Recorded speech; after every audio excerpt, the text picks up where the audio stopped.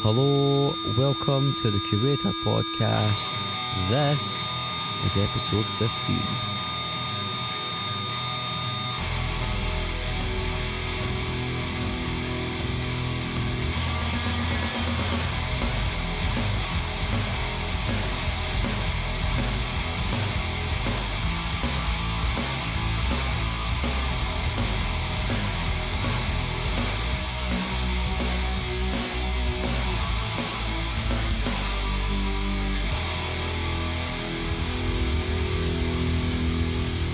Hi, hello, welcome once again, dear listener, to the Curator Podcast.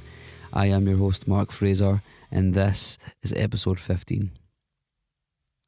15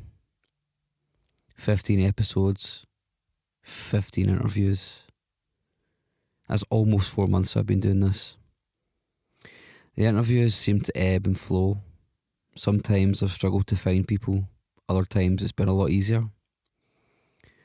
I'm just very grateful for having the chance to talk to so many awesome people. And I'm also so lucky that you like this podcast. All the messages, emails, comments and the like, they're very gratefully received. And yeah, thank you. I say this every week, but I do feel I'm continually humbled and I'm continually grateful for people digging what I'm doing.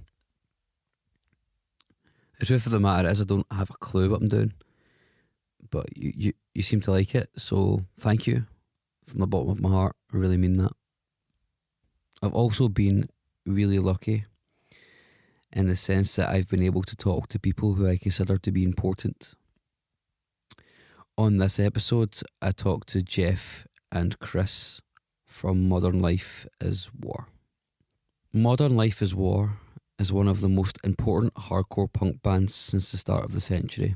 Their legacy is absolutely unmatched, and their influence can be heard clearly, vividly, on a multitude of other bands. Talking to these guys is probably one of the most nervy things that I've done so far. I mean this when I say that Witness is probably one of my favourite albums of all time. And Jeff's lyrics are literary in a way which is unlike any other. Not many lyricists are able to bowl me over with their words. I mean, there's a couple of exceptions, but it's hard for me as a writer to really say that I love the lyrics that a lot of my favourite bands produce. But Jeff is an exception to that. There's a very powerful narrative quality to his writing which goes beyond mere lyrics set to music. Now, I'm not saying that lyrics should be judged differently from other forms of writing. I'm not saying that lyrics can't be powerful. I'm not even saying that there's lyric writers out there who are not akin to the best poets and the best authors that exist or have ever existed. The point is for me that lyrics are often constructed to convey a particular emotion. Some of the best songs are centred on one theme. Yeah, and even some of the best lyricists simply focus on conveying one feeling through their lyrics, which is fine and for the most part is effective. As someone that is drawn towards lyrics, there are lyrics that hold a special place in my heart, but I'd never find lyrics as compelling as I do poetry or prose. I think that's not to be elitist, it's just the way that I see them, it's the way that I am. Poetry and prose for me as a writer go deeper, and I think it's very hard for a lyricist to go deep. Jeff is an exception to that. So yeah, meeting Jeff and Chris was terrifying. Even after the customary pre-interview shot of Dutch Courage, I was still pretty nervous. But when I got there and the conversation started to flow, things changed. Jeff and Chris are two of the most humble, honest and down-to-earth musicians that I've yet spoken to. Their appreciation for the fact they get to do what they do, even after they took a break and came back, is a running theme in this interview. Moreover, there's a real sense of awe that the people who saw them way back 10 years ago are still coming to their shows a decade later. I'm pretty sure at some point in the interview they looked stunned that there was even somebody talking to them about their music at this point.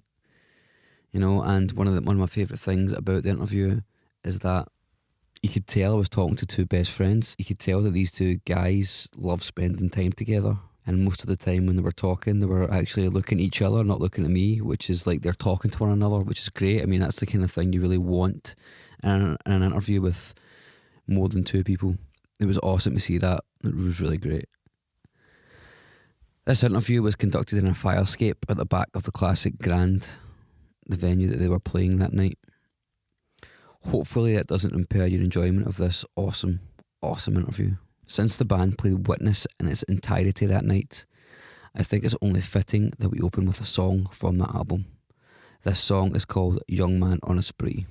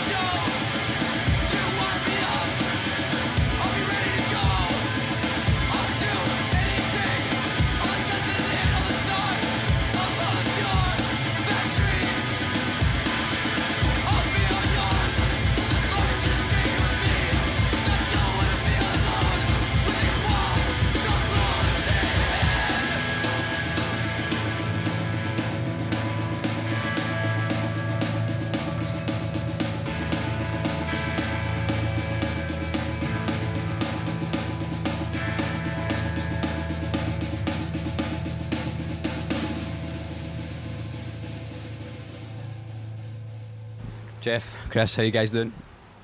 Doing great. Glad to be here. You just going to stand and nod, or do you want to come in? Or? Yeah, no, I'm fine. I'm doing great also. Excellent. It's a good start. So I guess now that we're here, should probably talk about the elephant in the room, the Witness show, which I'm fucking stoked to see, by the way. Fucking love that album. Very important to me.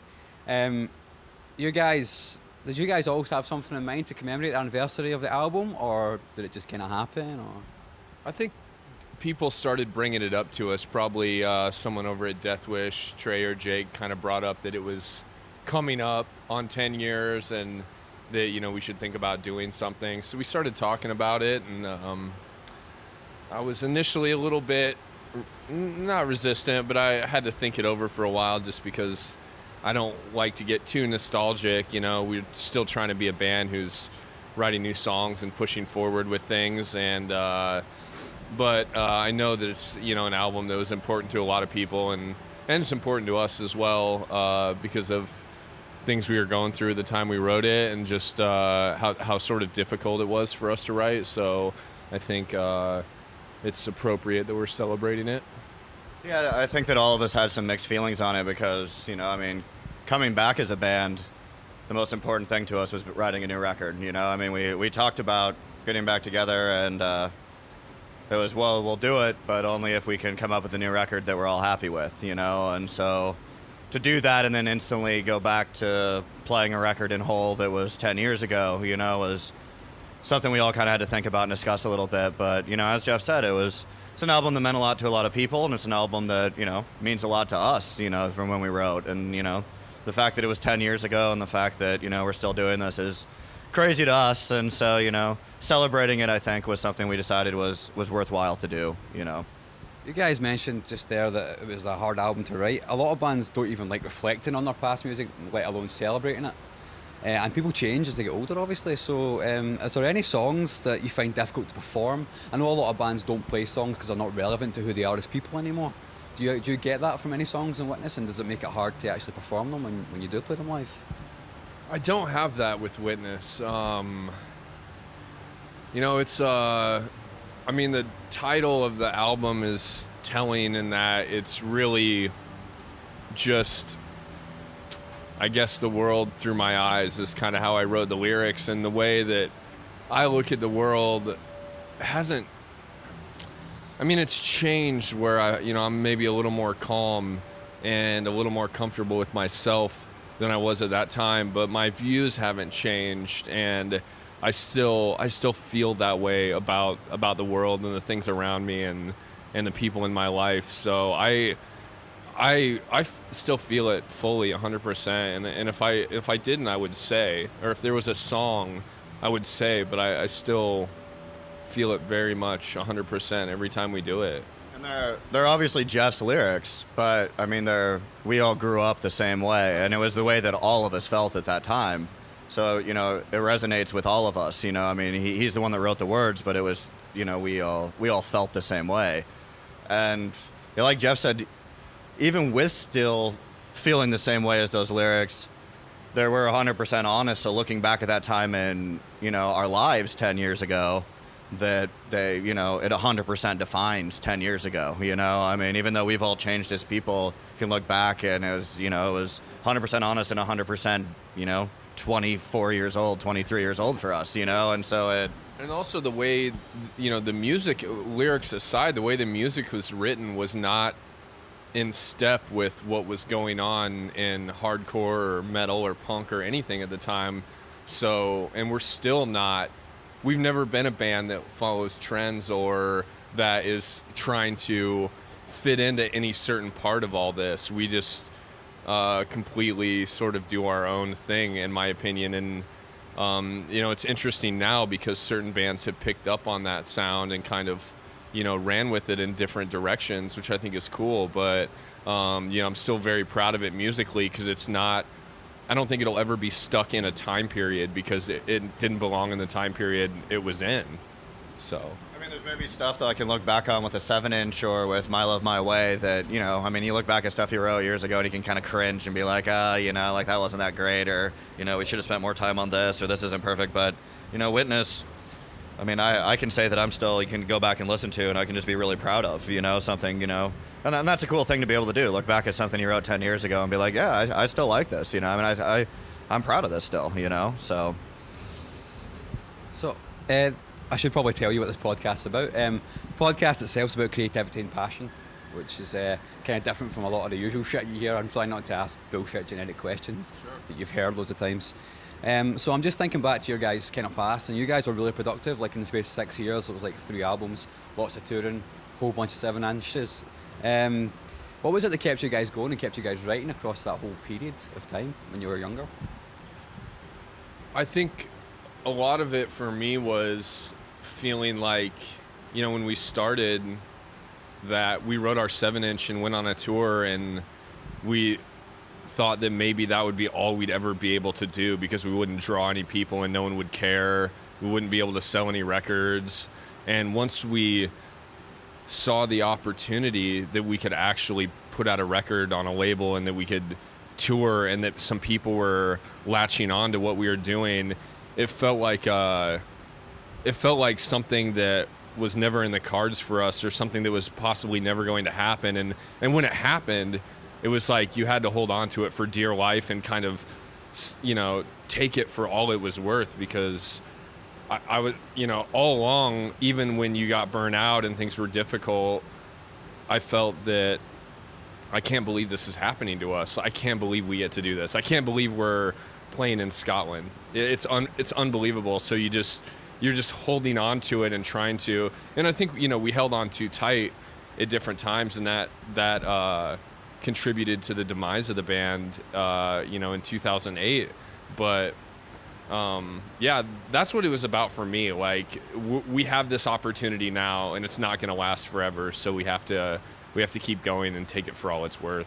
Yeah, I mean, we started playing in bands, you know, 14 years old. You know, I mean, I was in a basically Nirvana cover band at 14. You know, like playing in front of like 10 people and learning like every Nirvana song. You know, and like we didn't know people that had toured before. We didn't know people that were in bigger bands. We didn't know people that had played big shows, you know. I mean, we were just renting out halls in our hometown and like putting on shows, you know. And you know, we did like a lot of young kids do. We would make a shitty demo tape and send it off to Fat Records and think that our life was going to change, and that, you know, they're going to send us a letter back saying like, yeah, you're signed, like this is how it works, like here you go, your life has changed, you know. And we realized that wasn't going to happen, so we all put in money, recorded our own 7-inch, and booked our own East Coast tour. We were just like, well, this will be it, this is it, that's fine. And then it continued to go from there. And I think to all of us, it was like, we've been dreaming of this for so long, and there's a possibility we continue to do more and continue to do more.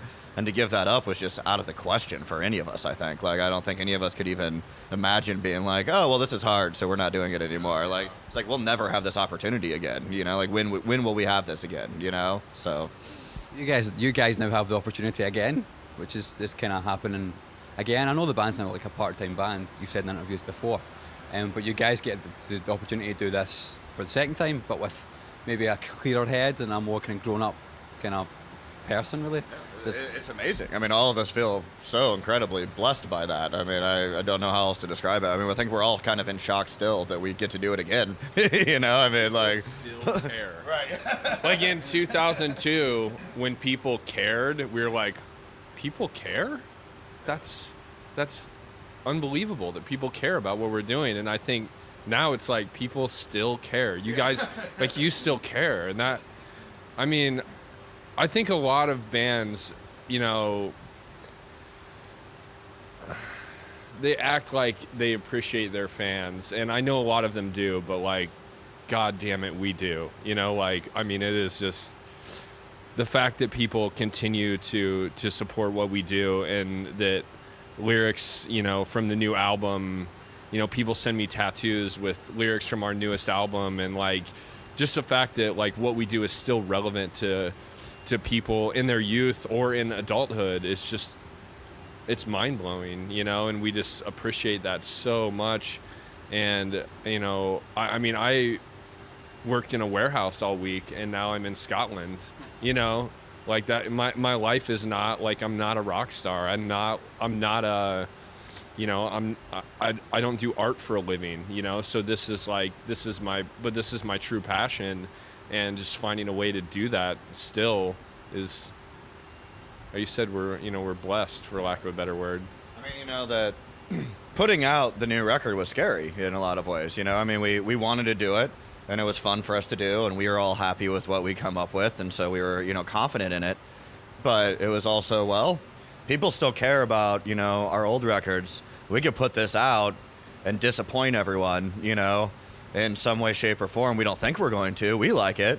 But, we could ruin our, what we had, our legacy with it, and it was a difficult thing to do, I mean, I think it's a difficult thing for any band to come back 6 years later and have people look at one of your records as being, a classic, like, hardcore record, and try to put out something new to compete with that, 6 years later, and get back up on stage again and see if people still think you have it, and so it was a scary thing to do, and, we're happy that, people seem to like the new record, and that it, went over well. But yeah, it was scary. And like Jeff said, to us, it's still just like, people still care. Wow.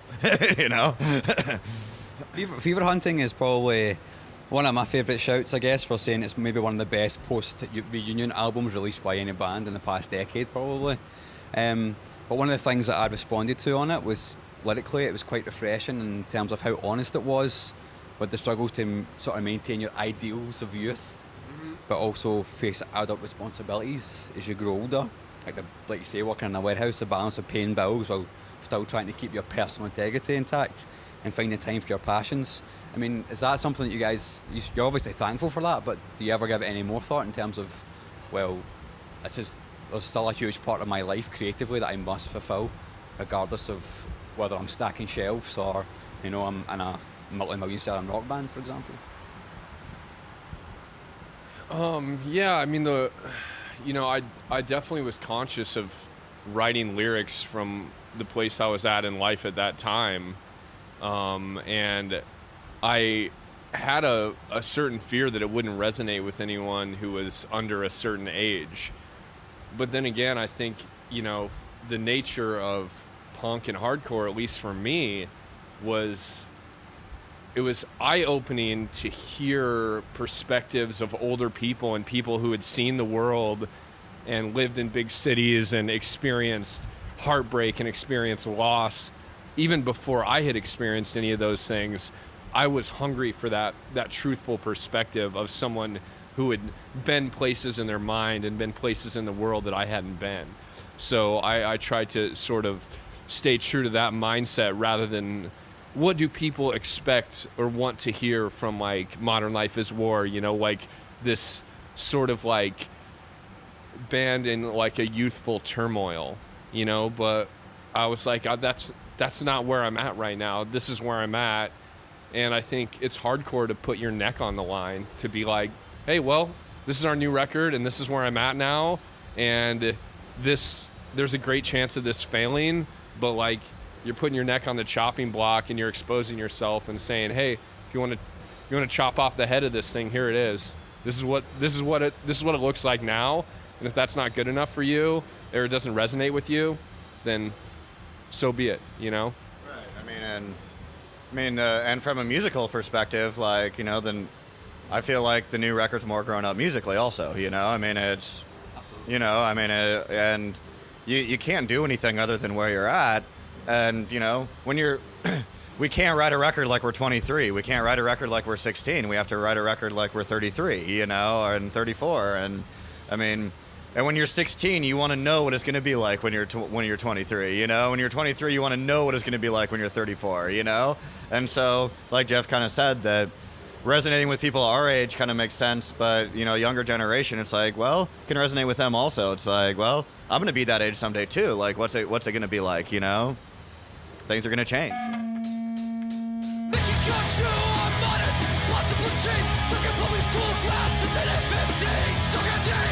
For the summer, knowing that we're stuck here, and there's something happening somewhere. Knowing we know we gotta get there. To what they say, death is more permanent than life. That's why we already died. What could have been? We don't wanna know. Tonight we'll get our kicks. Tonight we're all letting go. 'Cause we're all dead Ramones. So back, so vain. Erecting army and we're sick of the heat. We're not pretty and we're not rich. We're gonna have to fucking work for it. It's a life we do what we choose.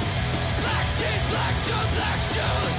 Mom and dad still don't improve. 28 shows, 28 days. Pulling up new roads all along the way. Just another phase in this desperate youth parade. And all the blood pits, locked doors, hardwood, slick on skateboards, cold war books, shelter basic screens, still see good dreams. We're playing as hard as we can, and a whole lot of time stuck in the van. Reading the graffiti on every bathroom wall. It's just stuff that's through hell. Save me from ordinary. Save me from myself. Another punk rock summer came and went. Now I just wanna go back home. Turn up my stereo till the rhythm melts my bones. 'Cause I'm a dead Ramone.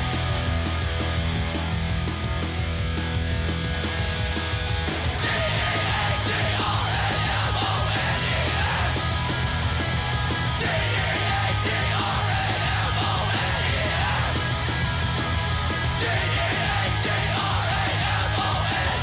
D-E-A-D-R-A-M-O-N-E-S. D-E-A-D-R-A-M-O-N-E-S. We're all dead Ramones.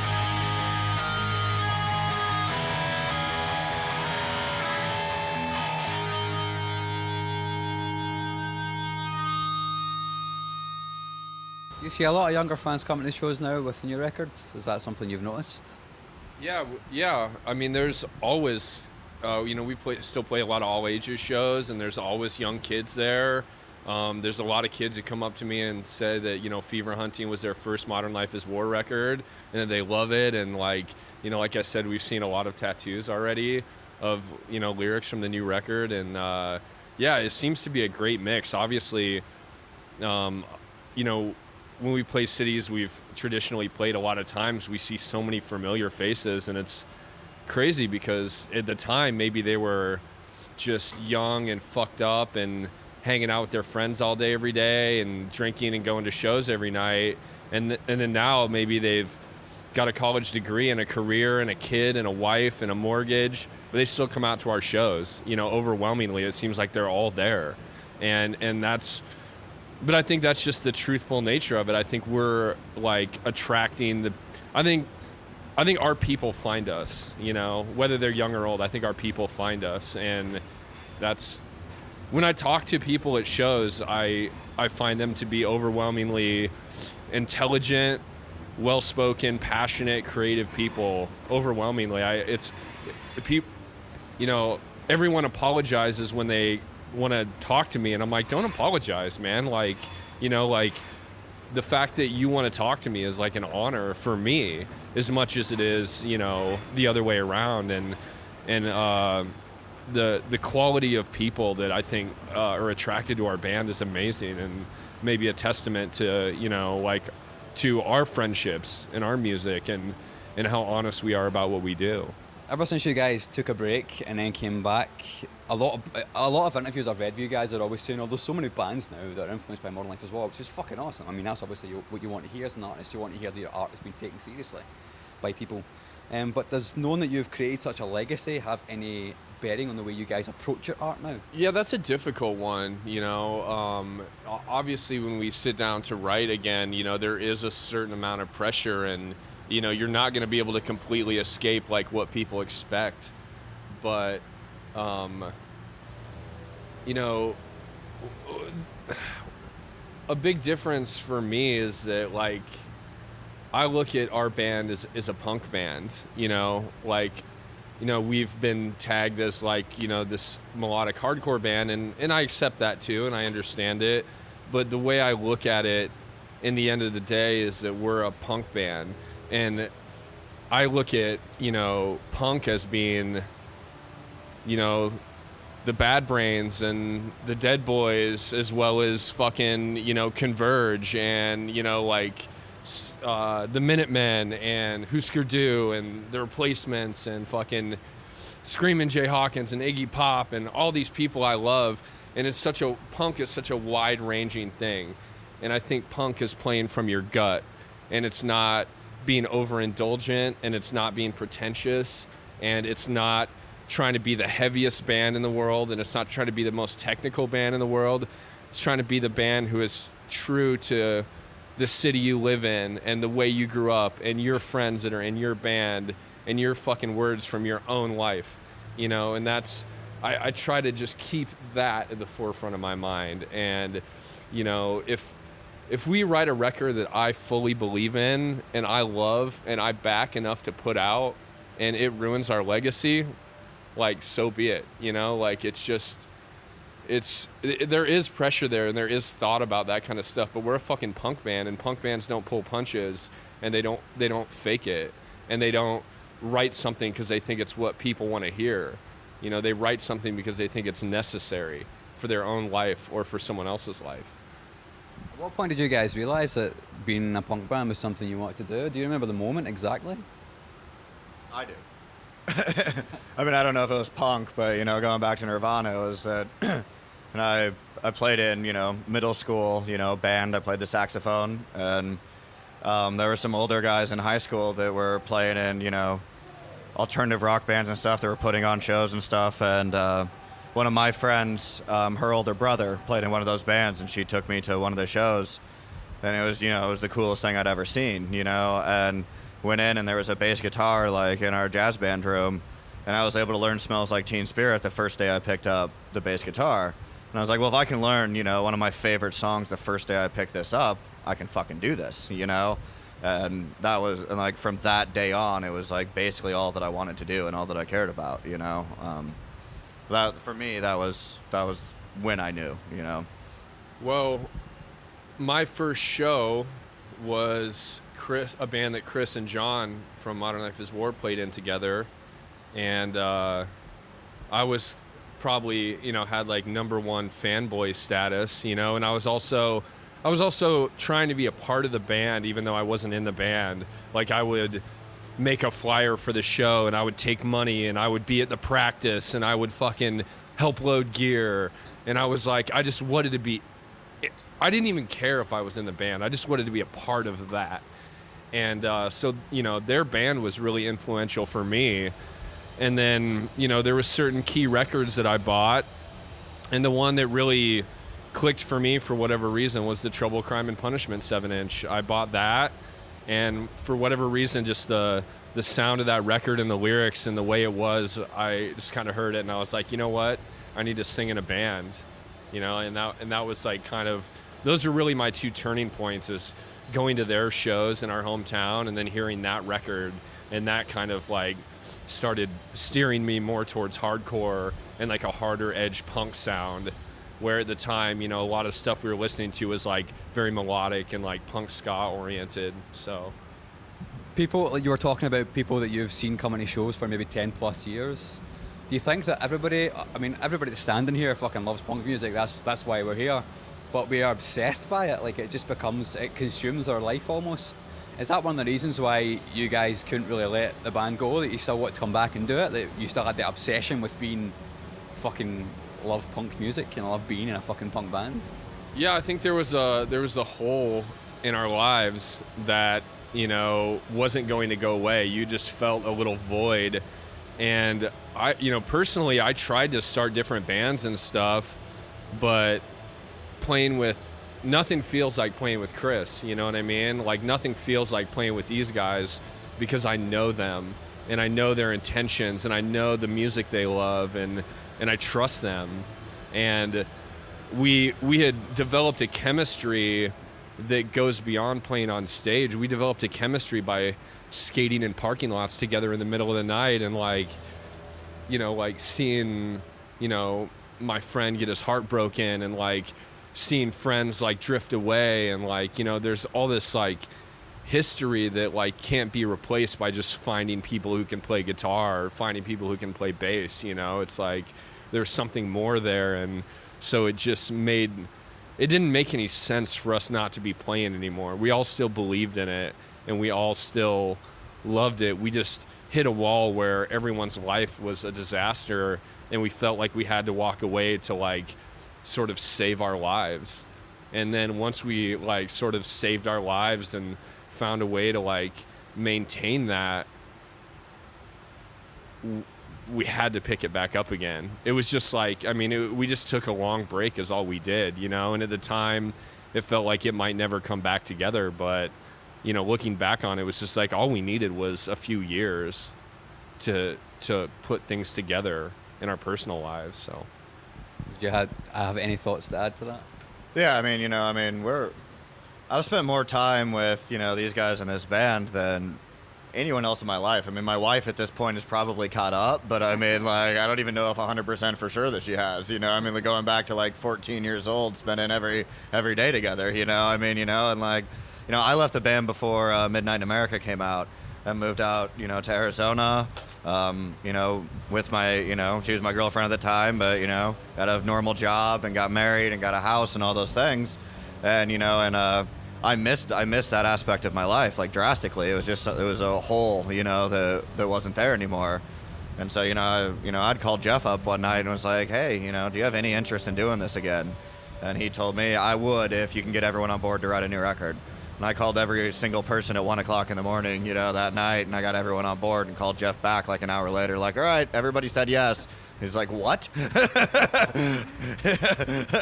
But, yeah, I mean, it was a huge hole in my life, you know, after I needed to get all those things straightened out. But once I got them all straightened out, it was like, all right, so I need this again. And there's no one else in the world I trust and want to play with and, like, could imagine doing it again other than those guys, you know, so. When you guys, just to kind of touch on that, I've never actually spoken to a band that's kind of broken up and got back together again, so it's kind of a novelty for me. What did it feel like to kind of go back, I mean, to real life almost, when it stopped? Like, I know a lot of bands, when they're in bands for so long, they're almost in like a suspended state of being. yeah. You know, did it feel weird to go back to just being like, oh, I'm just a guy again. I'm not a punk rock singer or a punk rock bass player. I think it hits your ego a little bit. You get used to people wanting to talk to you and like having some certain stature. But honestly, I think it was the best thing in the world, because I never really, you know, our music comes from real life. You know what I mean? To be someone like, let's say our band succeeded on a higher level than it did, and we were able to tour and make a comfortable living doing it. I don't know, like our music really comes from struggle, and it comes from working jobs and existing in a way that is maybe more genuine than life on the road. And so I like the fact that Modern Life is War is a band made up of people who have to work for a living and who are part of where they live, and they know their neighbors and shit. You know what I mean? Like, just to get interviewed all the time and get free beer every night, it's not a genuine lifestyle, you know? And I think living a genuine lifestyle is important to what we do, you know? Like, the reason that a lot of kids connect with us is because they can relate to us. And at the point where I haven't, you know, punched a clock in 6 years or been in the same city for 2 months at a time, you know, it becomes disingenuous at some point, and that's where our music is rooted. So I think that having that time to check your ego and live as a normal fucking person, and then even coming back and like not having it completely take over your life but still doing it is key to what we do. It's almost like you've used up all the experiences you had to power the music before, so you need to build up a whole bunch of new shit to make another record. Yeah, you know, if you're gonna sing songs about the working class, like, you better fucking be it, you know? And we are, you know, like, I mean, we grew up that way, and we are. And, you know, I mean, maybe that's like something for a different genre of music in this day and age, but I still think of hardcore and punk as working class music, and we're working class guys, so. Not going to argue with that. Not going to argue with that at all. One of the many things that I like about your band and I love about the lyrics is like all the sort of metatextual references, like films and tributes to other outsider artists, like the Roll Call on These Mad Dogs of Glory, or the Rumblefish reference and the Motorcycle Boy Reigns. And I was just kind of wondering, like, how much did like those films and writers mean to you, and how did they inspire you, and obviously how has that changed since like Witness to Fever Hunting to, I guess, now? Well, I mean, I don't really think of us as original, I guess. You know, I think everything is, you know, inspiration just works in circles, you know, and discovering those artists that are so important to you, that speak truth to you.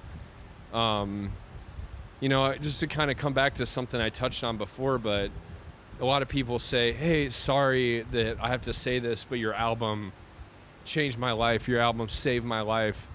But I'm sorry, I don't mean to, like, you know, get too deep or to like be a nerd, and I'm like, dude, I have those albums in my own life, you know, like I have those same types of feelings. It's just not about that record that you're talking about, it's a different one.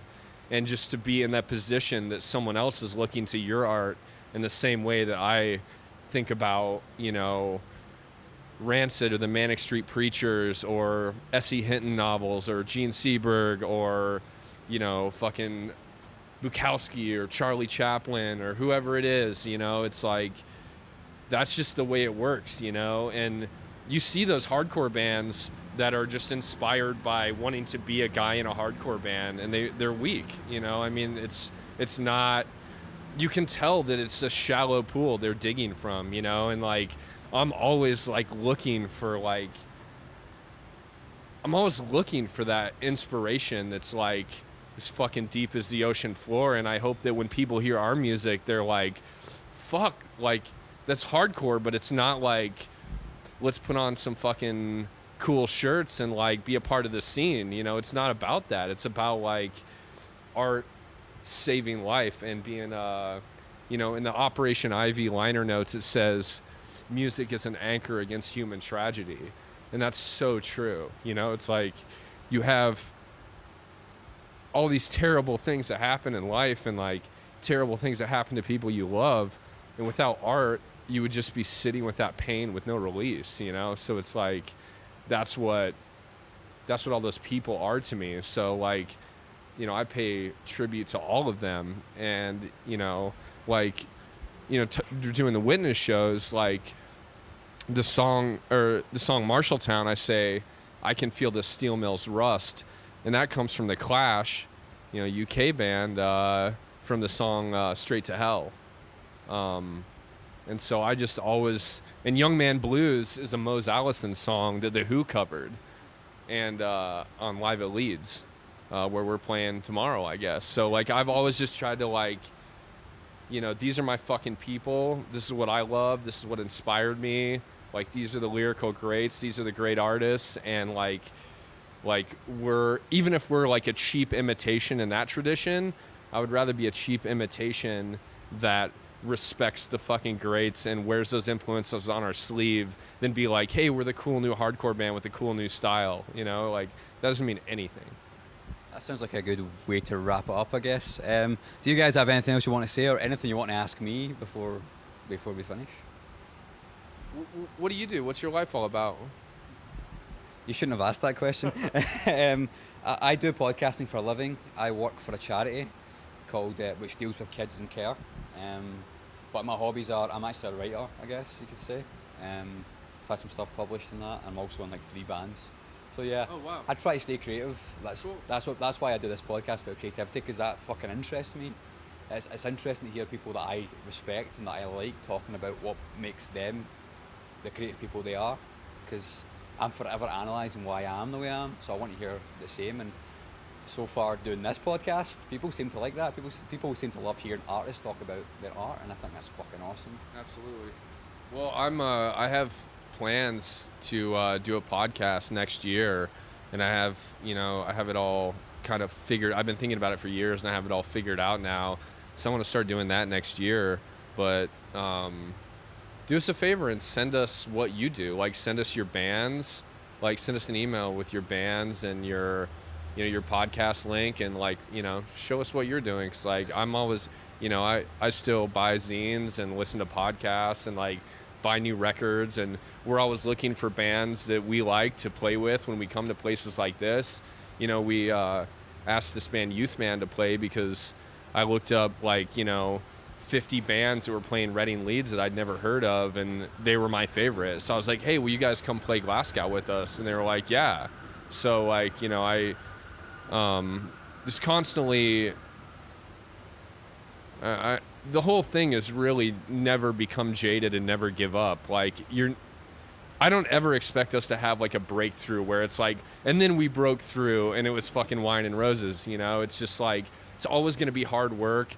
You always have to stay humble, and you always have to stay inspired.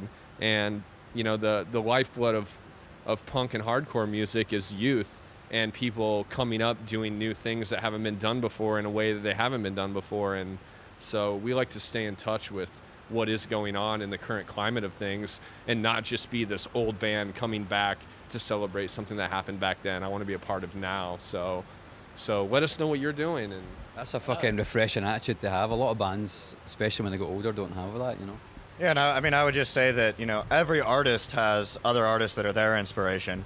And I feel like, an artist should be looking for new things that inspire them. And being an artist, to be told that you're someone else's inspiration is the biggest compliment that you can ever, receive, I think, so. I get to talk to the people that inspire me so far, which is fucking awesome, so. Yeah, and that's, I just love music and art, but the cool thing about hardcore is that there is an ethic where you are accessible. You can talk to people in hardcore, and if you can't talk to them, then fuck them. They're not hardcore. Like, that's a big thing, so like, we talk to each other, we communicate, and like you have our records, and there's no reason that we shouldn't have yours. You know what I mean? So it's just like keeping that non-separation between like, the person on stage and the person in the crowd, and like the person who's inspiring and the person who's been inspired and doing their own work. Like, that flow has to stay, on a level, and keep going back and forth. And if it does, then we can make this continue to mean something, instead of just become a fucking mosh pit in a fashion style. It can mean something more than that, and I think it does. So a lot of times, I'm going to say this, and it might not mean too much to you guys, but I'll give you some background. A lot of times in Glasgow, there has been a lot of hardcore trends which have become like the scene thing to do. Yeah. Like you've got to be a certain way and go to a certain band shows and all that, and it's a total, it's like taking the culture that you love and then rubbing it up against something which is completely alien and trying to make these two things fit together. Like, it's cool to go to this hardcore band show. Yeah, so I'm glad you guys don't have that attitude. It's just like keeping honest and just keeping a dialogue open. I think a lot of bands, when they get to a certain point, they don't have the dialogue anymore. Yeah. It's just them and their little worlds, Yeah. and that's it. They don't have the, well, what are other people doing that's like us or that is maybe influenced by us, you know? So I think that's a very fucking humble thing, man. I'm so glad to hear somebody say that. True. But yeah, thanks very much, guys. Yeah. That was awesome. Cheers. What can I say? It's really hard to follow that. That seems to be a theme of late. It's hard to follow up a great interview with more mindless, meandering chatter. Suffice to say, I was blown away by the way they were blown away by the fact that somebody was talking to them about what they love doing. So thanks for listening, and I hope you enjoyed that. Afterwards, they spoke to us, and yeah, they just seemed to be having a total blast on stage, very humble on stage, wanting to learn about new things, wanting to learn about new bands, still wanting to be engaged in the culture that they love. That's brilliant. It really is. Thanks for listening. Please take some time to check me out on Twitter. That's twitter.com/The Curator Pod. I'm going to close now with a song from the latest album called Fever Hunting, and this song is called Currency. Until next time, bye bye.